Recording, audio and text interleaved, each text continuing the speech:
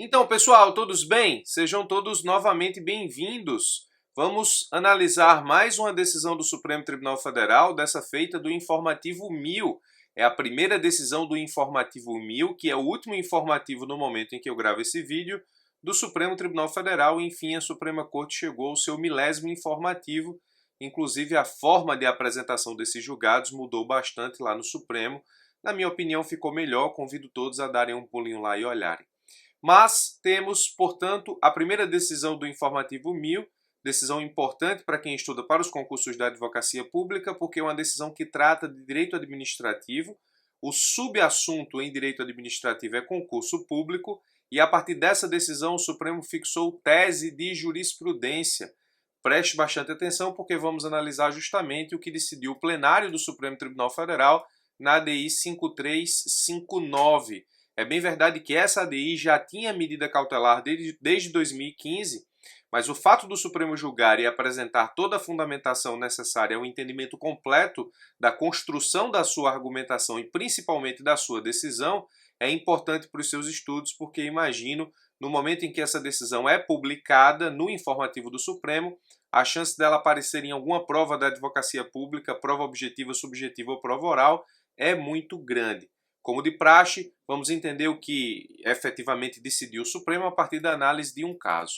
Obviamente que esse caso aqui é retirado daquilo que é extraído da decisão na ADI 5359. Muito bem. Imagine uma lei X, uma lei estadual X, que diz o seguinte, ó. A aprovação em concurso público gera direito à nomeação. Até aí tudo bem.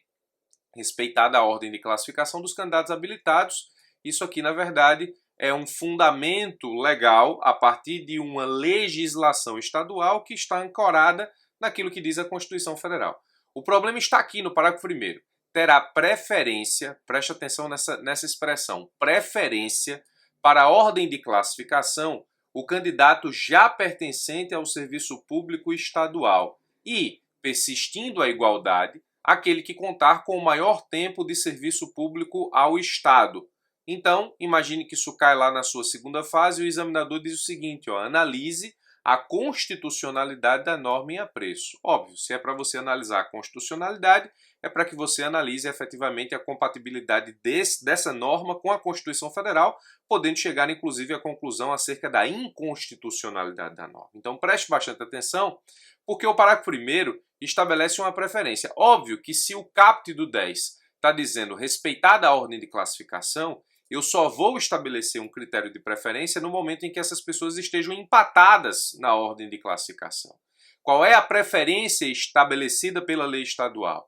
Terá preferência para a ordem de classificação o candidato que já pertence ao serviço público estadual. Então, se eu tiver duas pessoas empatadas e uma delas for servidor público estadual, ela terá preferência em relação ao outro empatado, não servidor estadual. Ou se os dois forem servidores estaduais e estiverem empatados, persistindo a igualdade, aquele que contar com maior tempo de serviço público ao Estado. Está aqui essa decisão, ou melhor, essa legislação é do Pará. Ela existe, ou pelo menos existiu em termos materiais, e sobre ela o Supremo Tribunal Federal analisou, ou a partir dela o Supremo Tribunal Federal, melhor dizendo, analisou a ADI 5359. Muito bem. Vamos, portanto, analisar a constitucionalidade ou inconstitucionalidade da norma. Primeiro ponto, ó. Óbvio que no momento que você tem que analisar isso em concurso público, o ideal é que você itemize os seus fundamentos, ou seja, apresente cada fundamento por item em uma resposta subjetiva. Eu ensino isso nos cursos de segunda fase aqui da escola.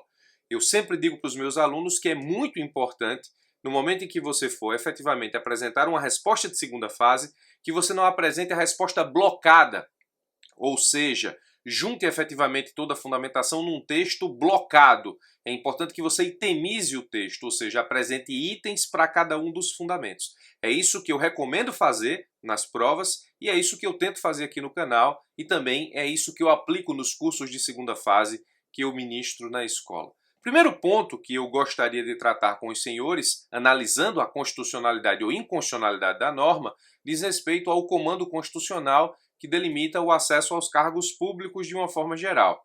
O artigo 37, incisos 1 e 2 da Constituição, assegura ampla acessibilidade aos cargos e empregos públicos a todos os brasileiros que preencham os requisitos legais.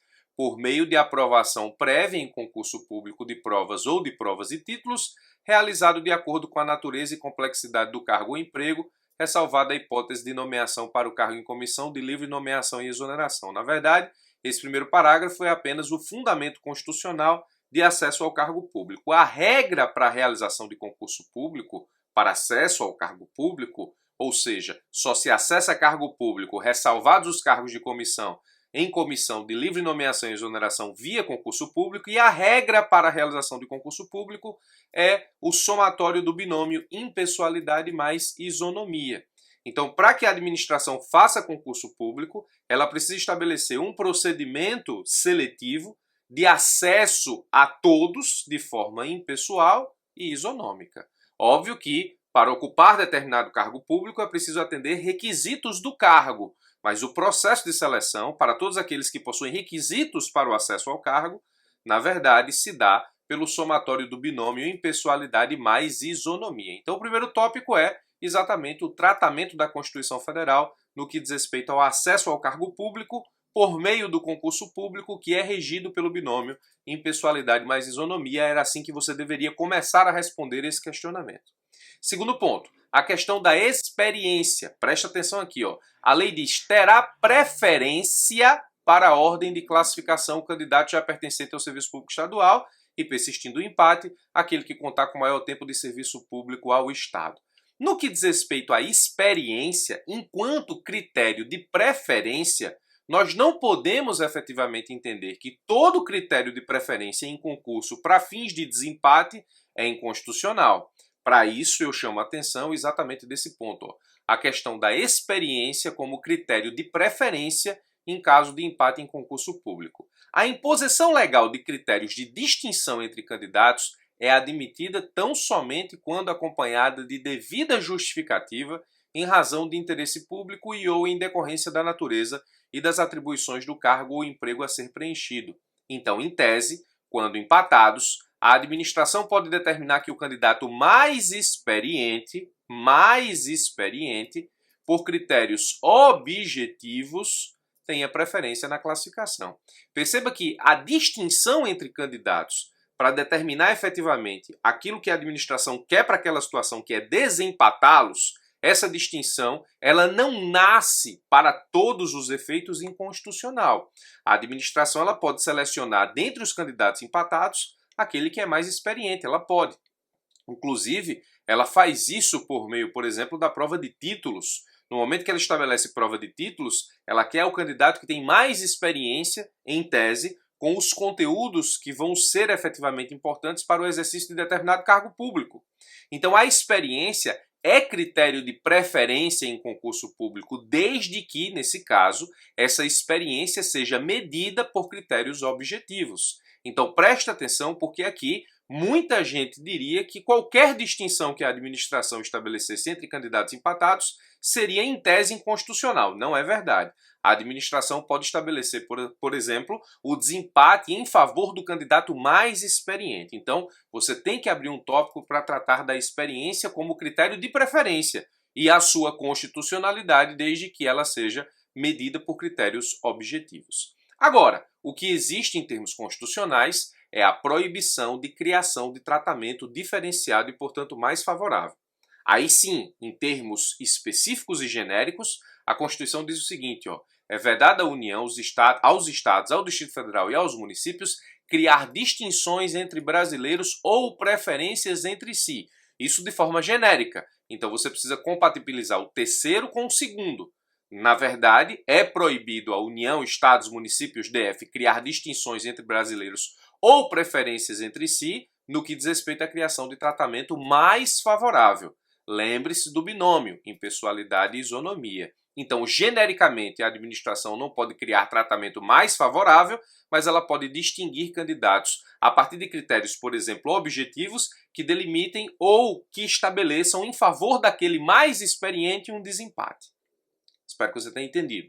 Então, no caso concreto, a norma estadual não assegura a seleção dos candidatos mais experientes. Não é o caso. Ao contrário, possibilita que um candidato mais experiente, proveniente da administração pública federal, municipal ou ainda da iniciativa privada, seja preterido em prol de um servidor estadual com pouco tempo de serviço, porque o discrimining da norma lá é se é servidor público estadual ou não. Não se analisa efetivamente a experiência do candidato, apenas se ele tem vínculo com o Estado. E a simples existência do vínculo com o Estado é o que delimita efetivamente, em seu favor, um critério obrigatoriamente mais favorável e, portanto, inconstitucional. E aí, seja preterido em prol de servidor estadual, eventualmente alguém mais experiente, com pouco tempo de serviço, desde que pertença aos quadros da unidade federativa que promove o concurso, no caso o Estado.